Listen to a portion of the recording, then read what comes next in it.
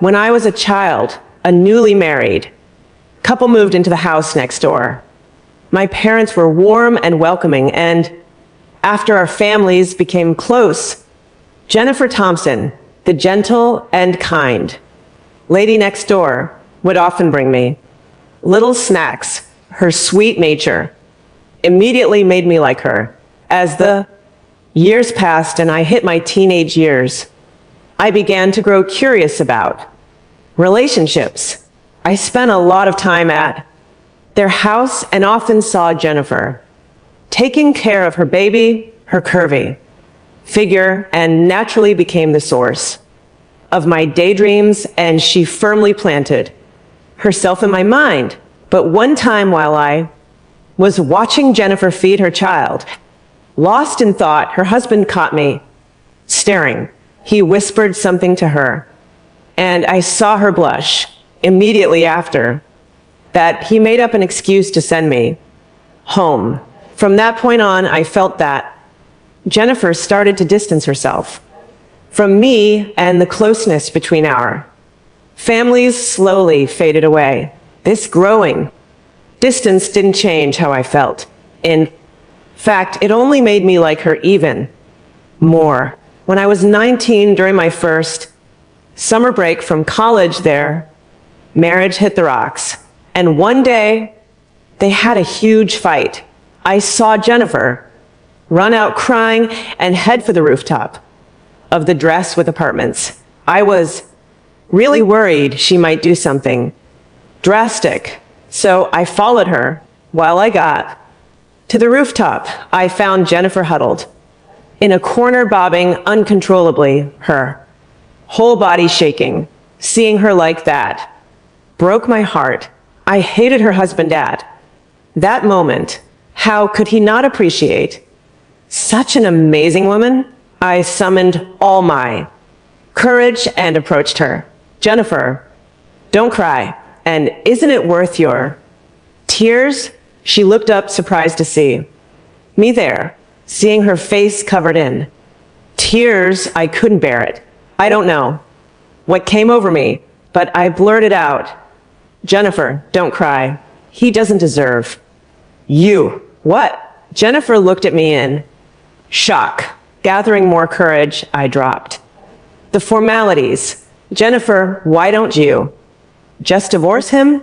When I graduate, I'll marry you. She was stunned, looking at me in complete disbelief. What are you talking about? She fine-assed. I like you, I said, my heart racing. I had no idea where this boldness came from, but I'll never forget the look of shock on her face. You just did. You don't understand anything, Jennifer said as she stood up trying to leave. But just as she passed by, I grabbed her hand. Let go, she demanded. Her face flushed with embarrassment as she tried to pull away. What are you doing? I was so nervous. I couldn't think straight. I didn't know why I was being so impulsive, but in that moment, I made a bold decision. I pulled her into a hug and kissed her. That kiss was my first, but it wasn't sweet. Suddenly, Jennifer bit my lip. Ouch, yelled in pain, immediately letting her go before I could say anything else. You little jerk. Smack. Jennifer slapped me hard across the face and ran off crying. That slap snapped me back to reality. I was filled with regret, constantly replaying the scene in my head, asking myself, what the hell did I just do? I was terrified she would tell my parents, or worse, her husband. I couldn't go home that night. Instead, I spent the entire night on the rooftop, too scared to face anyone. It wasn't until late that night that my worried parents came looking for me. Jennifer came along with them. Luke, what's gotten into you? My mom asked, panicked. Luke, don't scare us like this. Sure, you didn't get into your dream college. Life is long. They assumed I was upset about not getting into the college I wanted and thought I was in a dark place. Their concern was touching, but all I could think about was Jen. I glanced at her from the corner of my eye when our gazes met. She quickly looked away and left without a word. But I knew she hadn't told anyone about what happened. When I started college, I ended up dating a girl named Amy. She was from the same city as me, and we went to school together. It didn't take long for us to become a couple. For a while, I thought I moved on from Jennifer, but when I came home during the summer break, things next door had gotten worse. The fights between Jennifer and her husband were getting louder and more frequent. Even hear the sounds of things breaking. Suddenly, all the memories of Jennifer came flooding back. I realized I had never truly forgotten her, and every moment we shared was still etched in my mind. Dinner, I casually asked, "What's going on with Mr. and Mrs. Thompson? They seem to be fighting a lot lately." "The 7-year itch, maybe," my dad said, with a shrug. "You don't know what you're talking about." My mom chimed in, and shaking her head because he failed at his business. "Business?" I asked. "Yeah, he and a friend tried to start an import-export company, but it went under. They lost everything and now owe tens of thousands." My mom added, "I even saw a realtor showing their house earlier today. They're selling it to pay off the debt." Hearing this, I felt awful. I wanted to help her. That night, I reached out to a friend and we found summer jobs. My parents were supportive, seeing me so motivated. At the end of the month, I earned my first paycheck, $2,800. Most people would probably use that money to treat themselves or buy something nice, but I stood in front of their house, pacing at the stairs, clutching that money in my hands. When her husband left the house, I knocked on the door. Jennifer answered, looking exhausted. "What's up?" she asked when she saw me standing there. I couldn't help but think back to that night on the rooftop, and my face turned red. I handed her an envelope filled with cash. "Jennifer, I'm sorry for how I acted before. I was immature. I know your family is struggling financially right now. I earned this money working this summer. Please take it." I stuffed the money into her hands and bolted back to my house. Little did I know that this simple gesture would change everything between us and turn me into a man. After giving Jennifer the money, I rushed home and tried to sleep early that night, but I couldn't. The next morning, while my parents had left for work, the doorbell hung. "Who is it?" I asked. As I opened the door, Jennifer stood there looking at me with a soft smile. "Us boy," she said, handing me back the envelope of money. "I appreciate your kindness, but you need to keep this." I tried to refuse if she wouldn't hear it. As we both tugged at the envelope, I accidentally brushed against her. My face flushed instantly. She too stood there awkwardly, unsure of what to say. "If you keep this up, I'll get mad," she finally said, trying to stay serious. "I just really want to help you get through this," I replied earnestly. "You're such a sweet boy. If only you were half as thoughtful as you."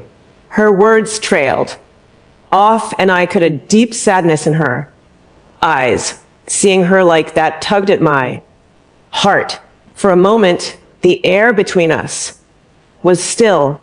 Neither of us said anything. Finally, I stammered, "Why don't you come in and sit down for a while? I can't take the money, though." She insisted, handing the envelope back. I didn't push it. Instead, I invited her inside.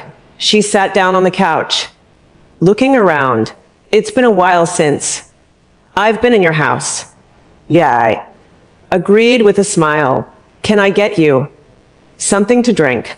Coffee?" "You have coffee?" she asked. Surprised I do.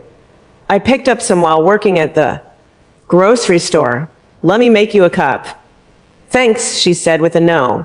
I went to the kitchen and brewed her some coffee.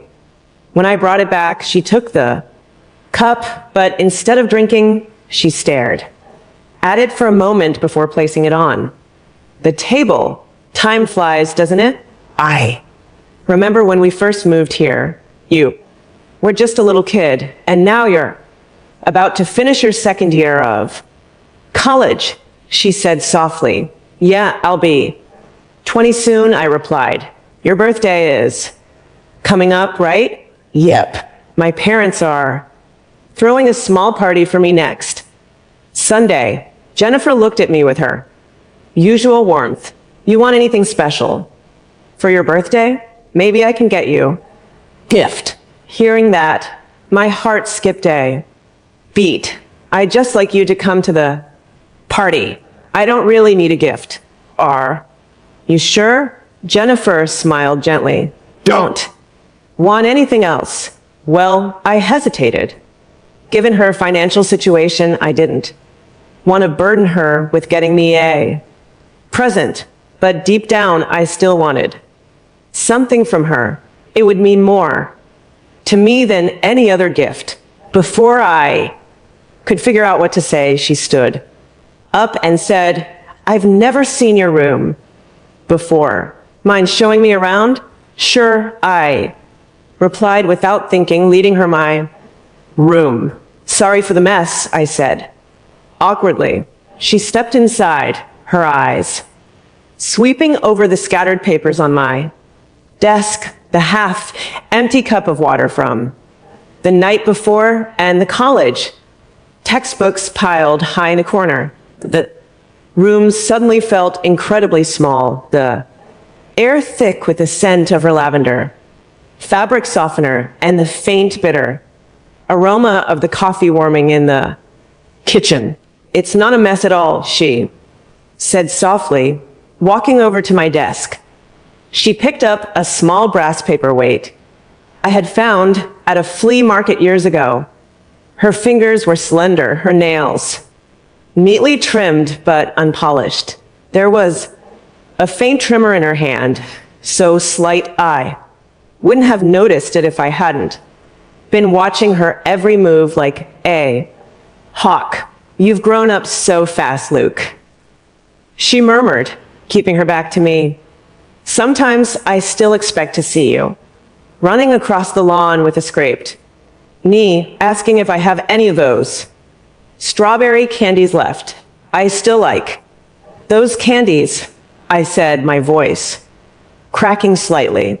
I cleared my throat, trying to sound more like the 20-year-old man I was about to become, rather than the boy she remembered. She turned around, resting her hip against the edge of my desk. Her eyes drifted to the small corkboard on my wall. Pinned to the center was a Polaroid of Amy and me taken at a diner near campus during the spring semester. We were both laughing, our faces smeared with whipped cream from milkshake. Jennifer's gaze lingered on the photo for a long moment. A quiet, unreadable expression crossed her face. Not anger, not jealousy, but a kind of gentle, wistful resignation. "Is this your girlfriend?" she asked, her voice dropping a fraction of an octave. My throat went dry. I felt a sudden, sharp pang of guilt that made me want to look away, but I force myself to meet her eyes. Yeah, that's Amy. We met last fall. She's very pretty, Jennifer said. She walked over to the bed and sat down on the edge. The mattress dipped slightly under her weight. She smoothed out a wrinkle in her skirt with her palm, a repetitive, nervous gesture. She looks like she belongs in your world. The college world, bright, uncomplicated. She's nice, I said. Weakly, it felt like a betrayal to say so little about Amy, but standing there with Jennifer, my college life felt like a movie I had watched once, while the reality of this room, of this woman, was the only thing that felt solid. I'm Clel Luke. Truly, Jennifer said, though. Her eyes remained downcast. You deserve someone who can build a future with you. Someone who doesn't carry all this baggage. She gestured vaguely toward the window, toward the house next door where the shadow of her failing marriage hung like a heavy shroud. I don't care about baggage. I stepped closer, the floorboards creaking under my feet. The space between us shrank, and I could hear the rhythm of her breathing. Jennifer, I meant what I said. Back. Then, and even now, I hate seeing you like this. I hate that he makes you cry. Luke, please, she whispered, raising a hand as if to shield herself. Don't say those things. You're 19. You have your whole life ahead of you. You don't know how complicated the world is. I know how I feel. I insisted, my heart hammering against my ribs like a trapped bird. That hasn't changed.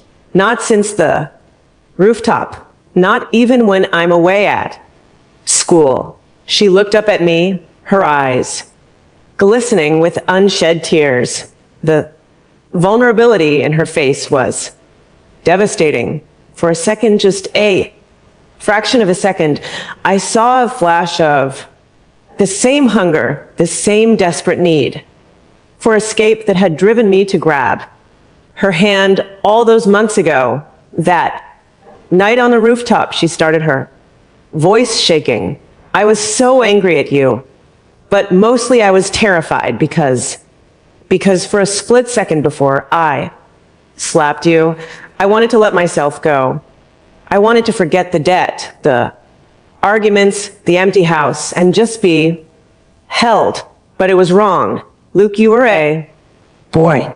I'm a married woman. Hearing her admit that, knowing that my foolish, desperate kiss had actually touched something inside her, made my head spin. I took another step, my knees nearly touching hers as she sat on the bed. And now, I asked, my voice barely a whisper, are you still terrified? Jennifer looked up at me, her lips slightly parted, the silence stretched between us, so tense it felt like glass on the verge of shattering. Slowly, she reached out and touched my wrist. Her skin was warm, her touch incredibly light, but it felt like an electric current running straight to my chest. Now, she whispered, I'm just tired, Luke, so very tired. Before I could stop myself, I leaned down. I didn't rush. This time, I didn't grab her. I just lower my face until my breath brushed her cheek. She didn't pull away. Her eyes closed. And when my lips met hers, it wasn't like the frantic, clumsy clash on the rooftop. It was soft, hesitant, and filled with a deep, aching sorrow. She tasted faintly of salt and the cool morning air. Her hands moved up to my chest, clutching the fabric of my t-shirt. She wasn't pushing me away. She was holding on to me as if she were drowning, and I was the only solid thing left in the world. The kiss deepened a slow, intoxicating rhythm that made me forget about the envelope of money on the desk, forget about Amy, forget about the entire neighborhood outside my bedroom window. In that moment, there was only the warmth of her body and the soft broken side she let out against my mouth. But just as the heat began to rise, Jennifer suddenly stiffened. She pulled back, her hands pressing firmly against my chest. Her cheeks were flushed, her breathing shallow and ragged. No, she gasped, looking around the room as if waking up from trance. No, Luke, we can't. I shouldn't have done that.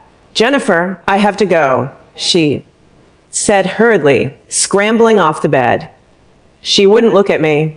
She smoothed her hair, her hands shaking violently. Your parents, they'll be home eventually, and I have a life I have to deal with. I can't run away into your room. I can help you, I pleaded, reaching for her hand, but she pulled back, stepping toward the door. You!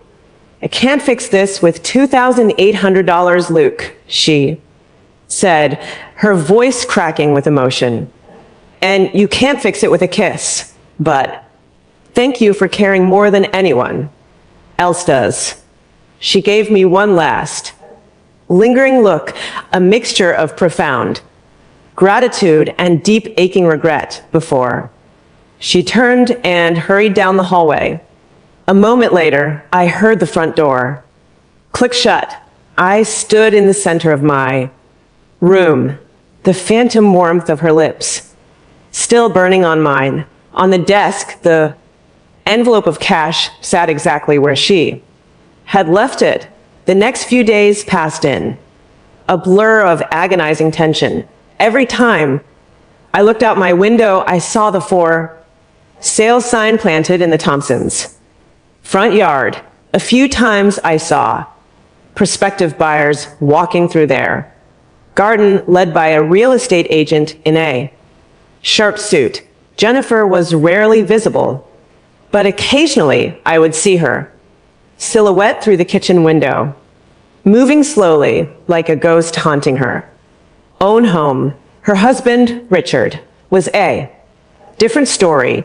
He was rarely home, but when he was, his car would screech into the driveway, and within minutes, the muffled sounds of shouting would drift across the narrow gap between our houses.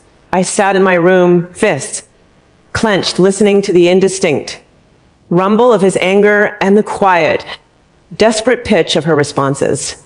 I wanted to go over there.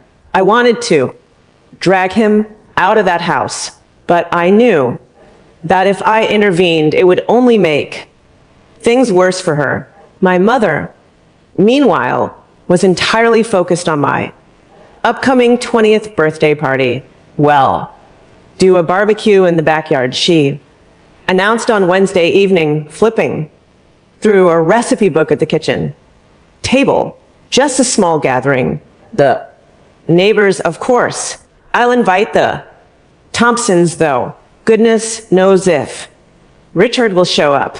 He's been in such a dreadful mood lately. Maybe we shouldn't invite them, Mom, I said, staring down at my plate. They're going through a lot.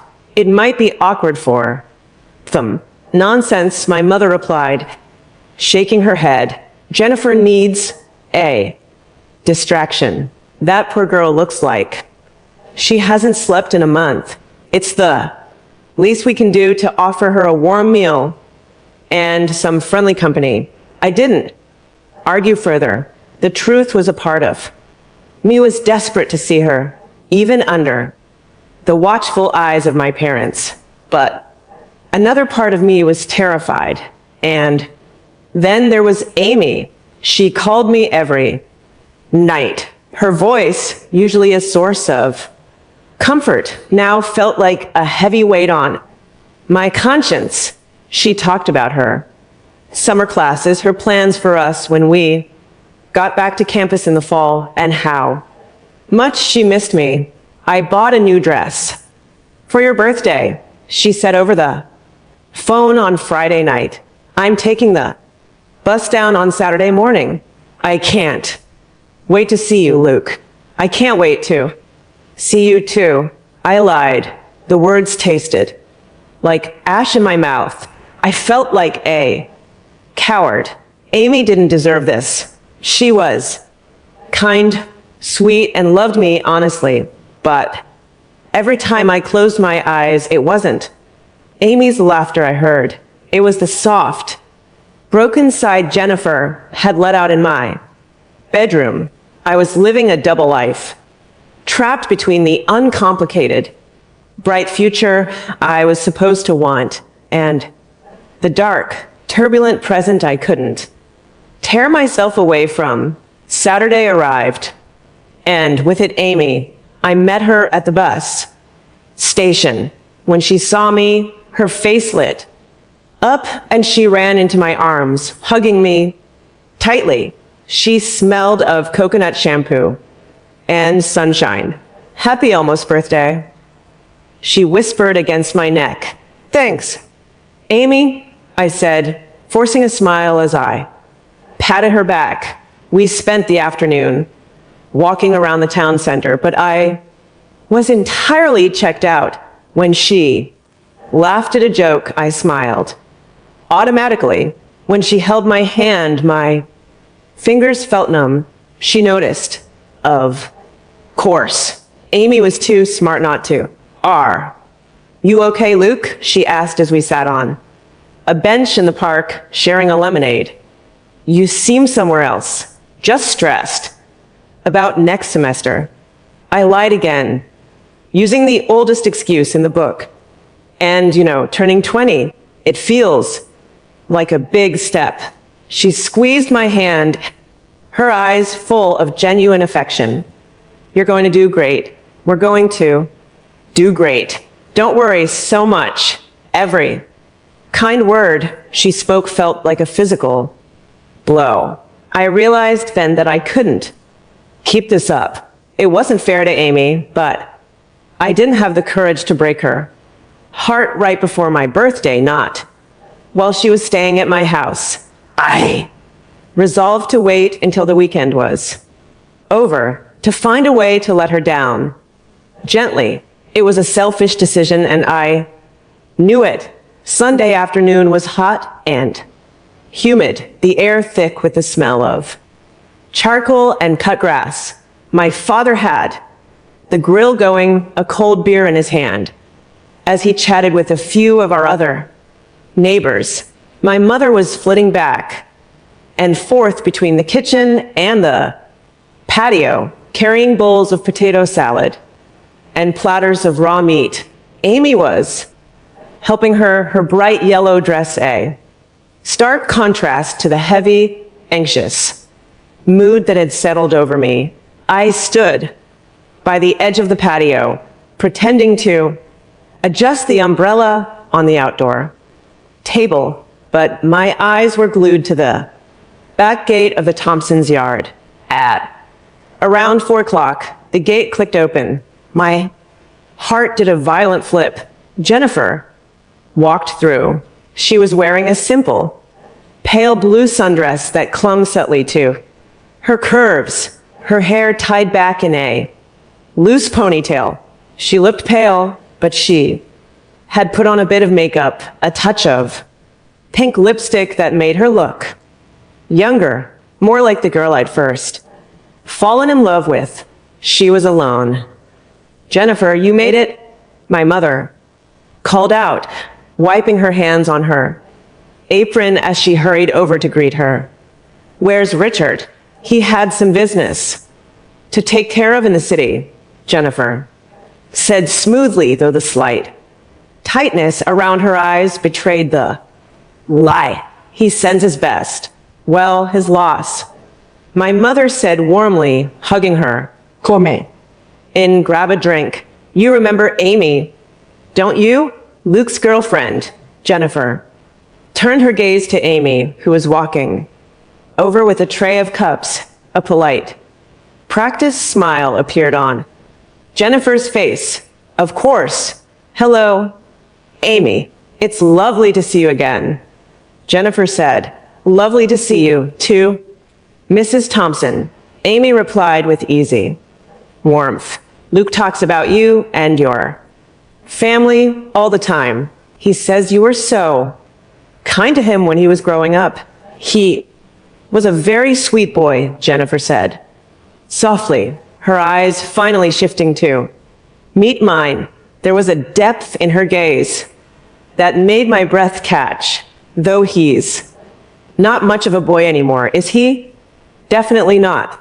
Amy laughed, reaching out to wrap her arm around my waist, pulling herself close to me. He's practically an adult now. Almost. I felt. Jennifer's eyes dropped to Amy's hand on my waist. The pink on her cheeks faded slightly, and she took a step back. Adjusting the small paper gift bag she was holding, I brought a little something for you, Luke, she said, stepping forward to hand it to me. For your birthday. You didn't have to do that, Jennifer. I said, my voice barely steady. I told you your presence was enough. It's nothing major, she said, with a gentle, sad smile. Just something to remember us by. Since we'll be moving soon, my mother. Oh, Jennifer, don't remind me. I still can't believe you're leaving. This neighborhood won't be the same without you. We all have to move on. Eventually, Mrs. Miller, Jennifer said. Quietly, I took the bag, my fingers brushing hers. The brief contact felt like a spark of fire. Inside the bag was a beautifully bound notebook with a leather cover, and nestled inside the pages was a small hand-painted bookmark of a single red maple leaf. It's beautiful, I said. Thank you. I hope you use it to write down your goals, she said, her eyes searching mine. For your future, the party continued, but for me, the afternoon was a slow, agonizing torture.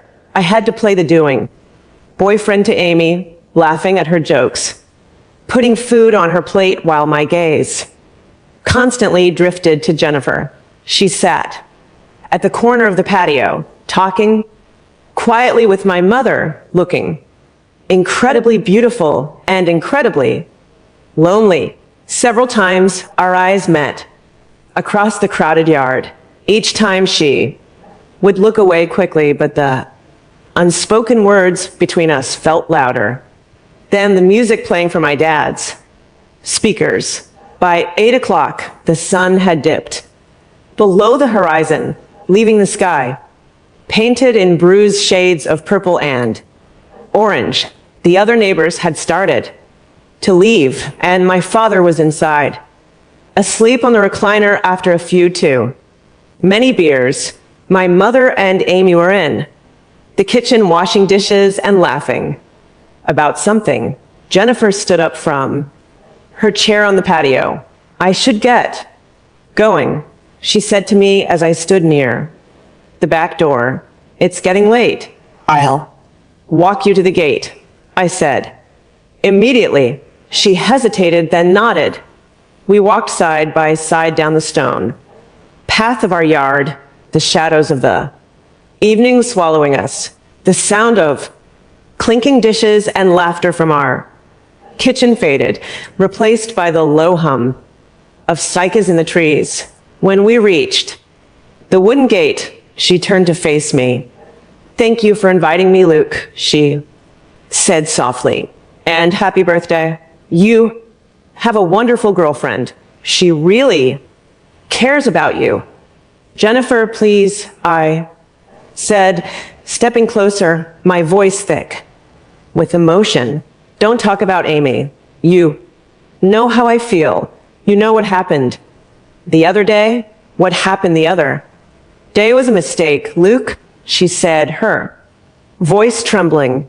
I was weak, I'll let my own misery get the better of me. But looking at you today with her, it made me realize how selfish I was being. You have a whole beautiful life waiting for you at college.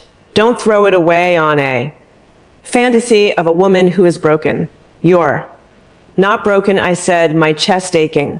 And it's not a fantasy. I love you, Jennifer. I've loved you for years. She closed her eyes, a tear escaping and slipping down her cheek. You love the idea of me, Luke, the woman next door who gave you snacks. You don't know what it's like to live my life. You don't know the ugly parts. Before I could answer, a loud crashing sound shattered the quiet of the evening.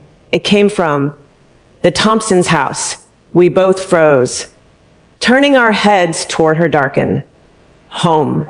Another crash followed, the distinct sharp sound of glass shattering, followed by a muffled, angry shout. Jennifer's face went pale. Richard, she whispered, her voice laced with sudden naked terror. He's home. Jennifer, don't go back there, I said, grabbing her arm. Stay here. Let me. Call the police or no, she gasped, panic throwing her into a frenzy. If the police come, it will make the dead situation worse. He'll lose his mind. I have to go. I have to quiet him down. She wrenched her arm from my grip and ran through the gate, disappearing into the dark shadows of her backyard. Jennifer, I called out, but she was already gone. I stood by the gate, my heart pounding violently. I couldn't just stand there.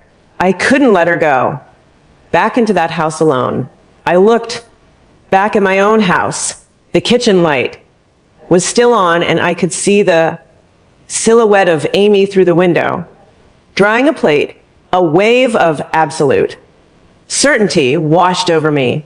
I couldn't live a lie anymore, and I couldn't let the woman I loved suffer in silence. While I played the part of the good, safe college boy, I didn't think. I just ran. I sprinted across the lawn, slipped through the side gate of the Thompsons' yard, and made my way to their back door. It was slightly ajar from inside. The shouts were louder now, sharp and venomous. You think I don't? No. Richard's voice roared, thick with alcohol. You think I'm blind? I saw the way that little neighbor kid looked at you, and now we're selling the house, and you're out there partying, while I'm trying to find a way to keep us out of jail. Richard, please lower your voice. Jennifer's voice was pleading, choked with tears. He's just a kid. He wanted to help. He offered us his summer savings. Savings? You took money from him. Richard roared. A heavy thud echoed through the house, followed by a sharp cry of pain from Jennifer. That was it. The last thread of my self-control snapped. I threw the back door open and burst into the kitchen. The scene before me made my blood run cold. The kitchen was in shambles. A shattered whiskey bottle lay on the tile floor, amber liquid pooling around. Broken glass. Richard was standing over Jennifer, his face red and distorted with rage, his hand gripping her shoulder. Jennifer was on her knees, clutching her arm, her eyes wide with terror. When the door slammed open, they both spun to look at me. What the hell do you think you're doing? Richard sneered, letting go of Jennifer and taking a step toward me. He was unsteady, on his feet, reeking of cheap liquor. Get the hell out of my house, kid.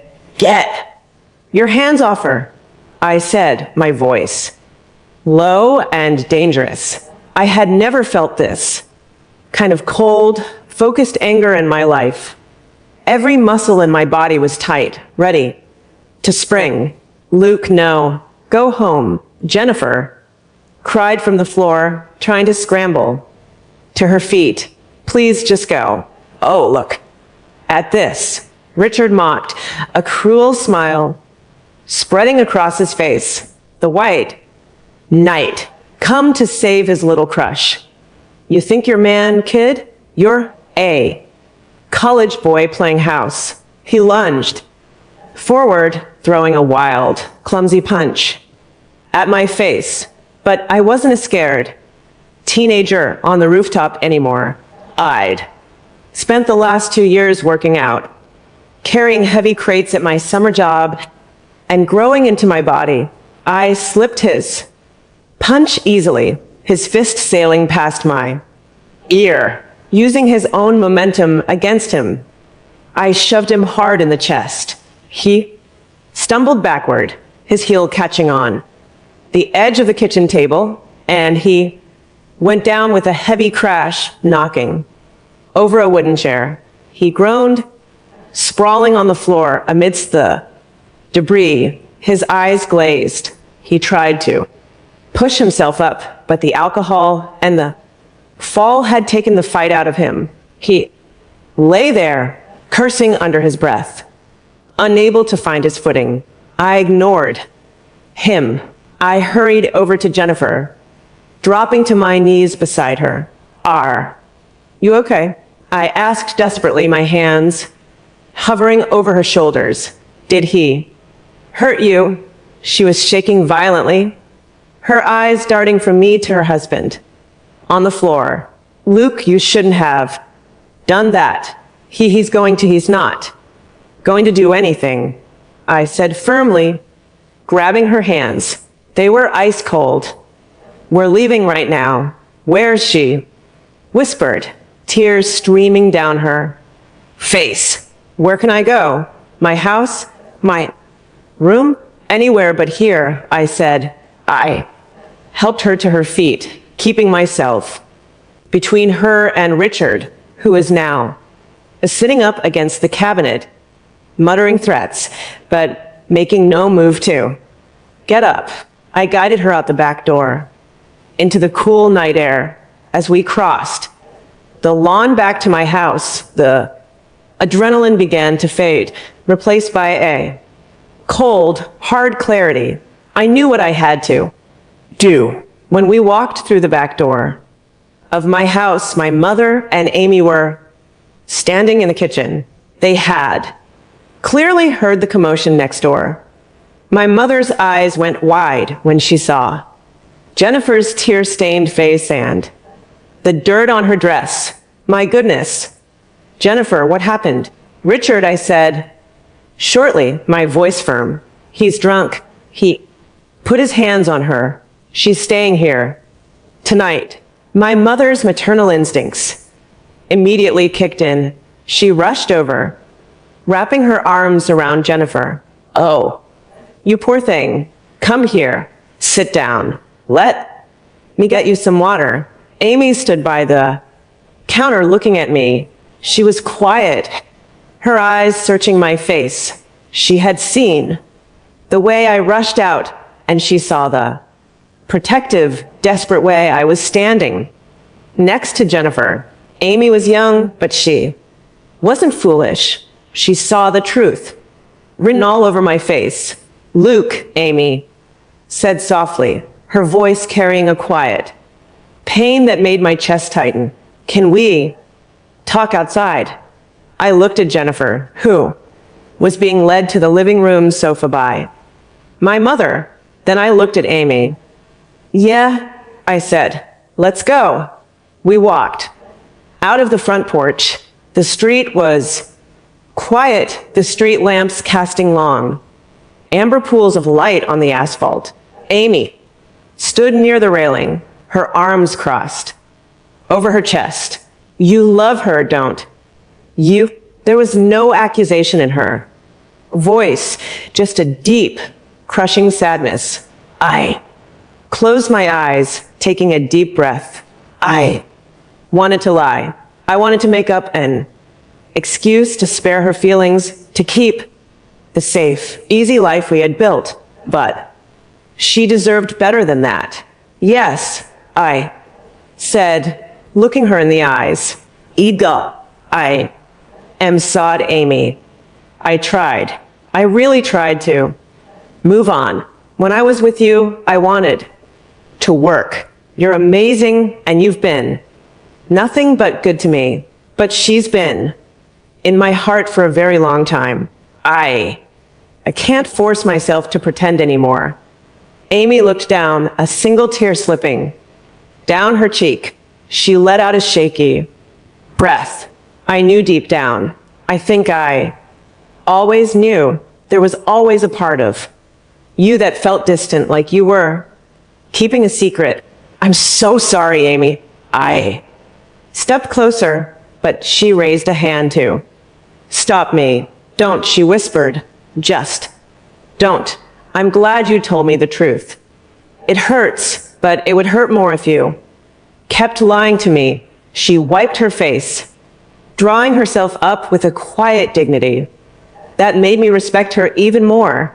I'm going to pack my things. I'll call my brother to come pick me up. I don't think I should stay here tonight. Amy, it's okay, Luke, she said, giving me a small, sad smile.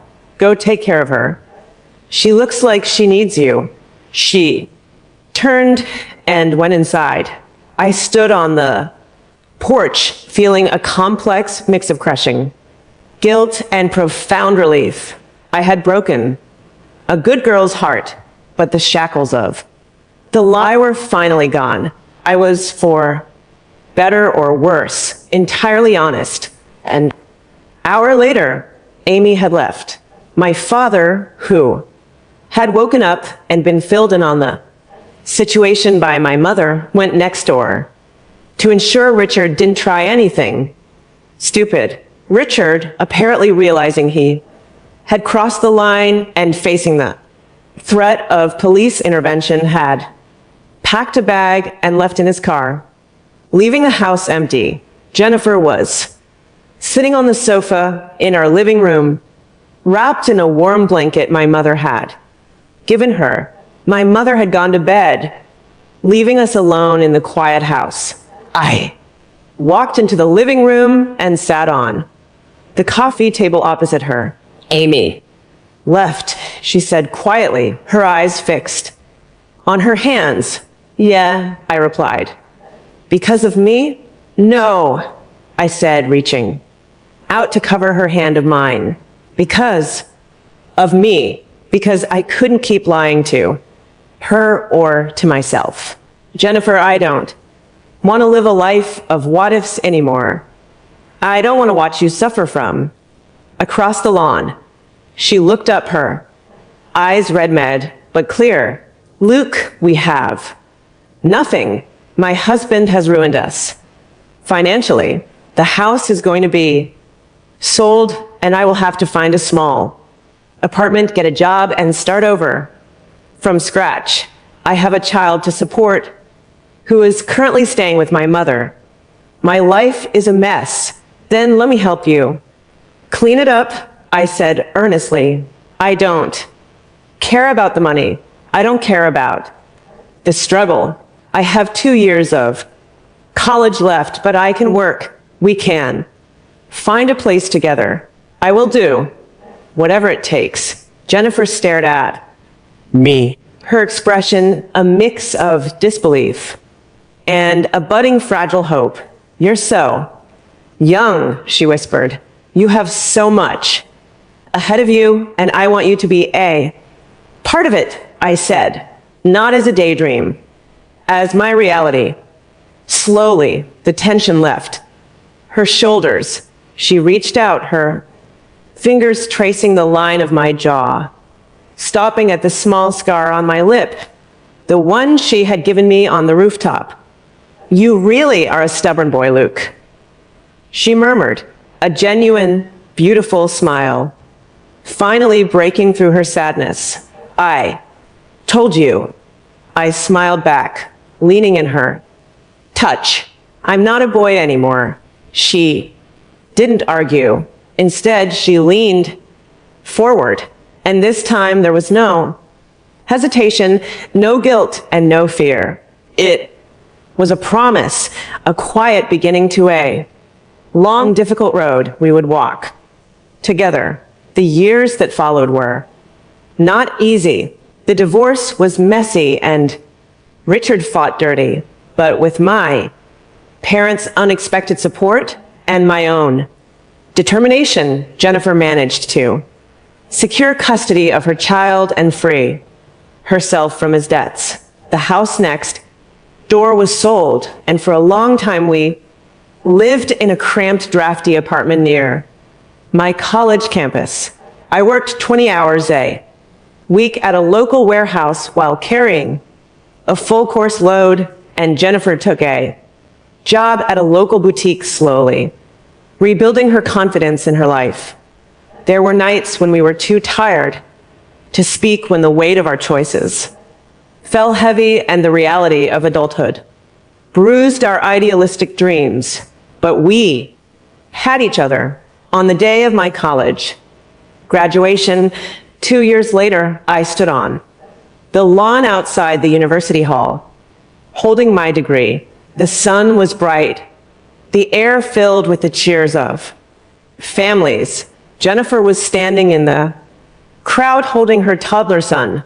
She was wearing a simple white dress, her hair flowing in the breeze, looking happier and more beautiful than I had ever seen her. As I walked over to her, she smiled, her eyes shining with pride.